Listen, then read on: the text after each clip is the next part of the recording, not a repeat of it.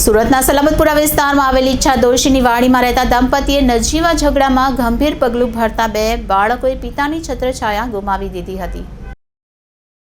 હાલ સોશિયલ મીડિયાના જમાનામાં લોકોનું જીવન ખૂબ જ ઝડપી બની ગયું છે। સલાબતપુરા વિસ્તારમાં આવેલી ઈચ્છાદોશીની વાડીમાં રહેતા દંપતીએ ફરવા જવા બાબતે પતિ પત્ની વચ્ચે ઝઘડો થયો હતો। ઝઘડો મોત સુધી પહોંચી ગયો હતો। બંને વચ્ચે ઝઘડો થતાં પત્નીએ ફિનાઇલ પીધું તો પતિએ નદીમાં કૂદકો માર્યો હતો।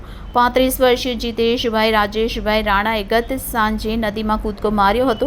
મોડી રાત્રે યુવકનો મૃતદેહ કાવડિયાને મળતા ફાયર વિભાગને જાણ કરી હતી। 35 વર્ષીય યુવક ઝરીનું કામ કરી તેની પત્ની અને બે બાળકીઓનું ગુજરાન ચલાવતો હતો। જોકે સદનસીબે પત્નીને સમયસર સારવાર મળતા બાદ બચાવ થયો હતો। પતિ પત્નીના ઝઘડામાં બે બાળકીઓ માસૂમ વયે પિતાની છત્રછાયા ગુમાવી દીધી હતી। મૃત્યુ પામેલા યુવક એક બહેનનો એકમાત્ર ભાઈ હતો।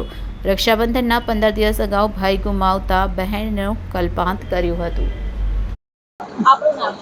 નિમિષાબેન છે મારું નામ। મારા ભાઈ ભાભીનો અંદર ઝઘડો થયેલો હતો। હવે એવું પગલું ભરી દીધું છે, એવું પગલું ભરવાનું નહીં, બચ્ચાઓ રખડી જાય। તમારા ભાઈનું નામ શું? જીતેશભાઈ છે મારા ભાઈનું નામ। એમનું રહેવાનું ક્યાં? ઈચ્છાદોશીની વાડીમાં રહી છે રુસ્તમપરામાં। કેટલા વર્ષ તેમની ઉંમર હતી? 35 વર્ષની છે।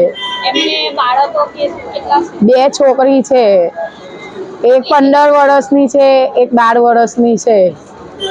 એમને શું પગલું ભરેલું તમારા ભાઈને? એ ભાભી બે જણનો ઝઘડો થયો, ભાભીએ ફિનાઈ પી લીધી, ભાઈએ તાપીએ ભૂસકો મારી દીધો। તો તમારા ભાઈની બોડી કેવી રીતે મળી?